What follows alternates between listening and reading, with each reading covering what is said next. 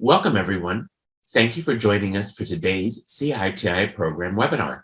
Today's topic is human enhancement and its ethical considerations, and it will be presented by Misti, Ault, Anderson from the Greenwall Foundation. Now, let me tell you about today's presenter. Ms. Anderson is Program Director of the Greenwall Foundation. She is experienced in bioethics, science, policy and education, and human research protections.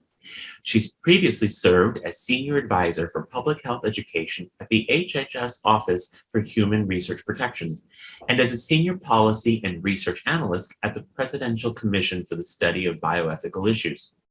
At the Bioethics Commission, she served as a staff lead for both bioethics education and for the Commission's 2 reports on neuroscience and ethics.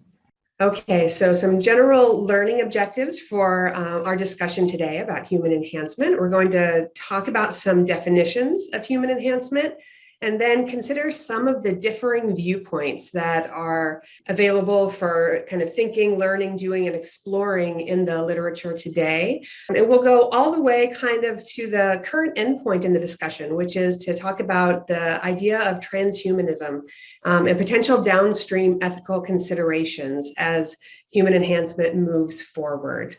So I think one of the easiest ways to think about enhancement is to think about a specific example. The trick there, of course, is understanding that if you decide, for one enhancement, then you might have to apply the same logic when you consider others. And that's why it's important to think about this fairly broadly and why we're going to take a very broad approach to this today and talk about what's in the literature generally, so that you, as you think about this after this webinar, can apply this thinking in evaluating any specific example. So the first thing I think to really think about is, are you talking about an enhancement? And that first decision of, is this definitively an enhancement that you're talking about in an example is in itself, we get to this concept of transhumanism. And this is the notion that these technologies, enhancements, these will enable humans to improve themselves to such an extent that they will essentially become post-human, that they will go beyond some of our current human limitations and be a separate group of humans. I think species is too strong of a word, but some scholars purport kind of a big leap forward in where these would become almost 2 separate groups between humans and transhumans. So there's a lot in this literature. This is a newer but a rich literature with a lot of ethics and philosophy woven through it, and a lot of arguments for and a number against this idea that we should try to achieve this transhuman state. There are things to consider that are brought out in the literature in both the pro and the con sense here about on this list here. Implications for individuals' rights, their individuality, their identity, and their levels of freedom and equality. There are concerns with what it means for our notions of human dignity and what it means to be human and to identify as a human. And if we have a second group of these post-humans, how are they different? And do they still hold this same level of human dignity, or do they not? And finally, what I'd like to leave you with, and kind of to sum it all up, is really 3 thoughts. The first one is this very baseline understanding that human enhancement is not new.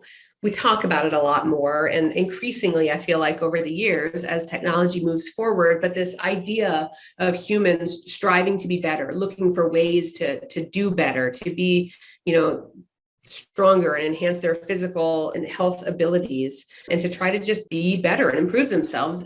Humans have always functioned in that way. There have just been different methods for it. But this basic idea is certainly not new. And similarly, the debates about enhancing ourselves is also not new. These debates are not new. There are many perspectives that need to be considered, and these debates are important, that we have to talk about the different viewpoints and as we try to make decisions about whether or not to allow enhancements. And I would suggest, I would put out there that as we try to make decisions about enhancements writ large or individually, that these decisions should both consider all of these diverse perspectives and should in the end be based on ethical principles and normative arguments that come from these different perspectives in order to find the greatest amount of common ground that we can.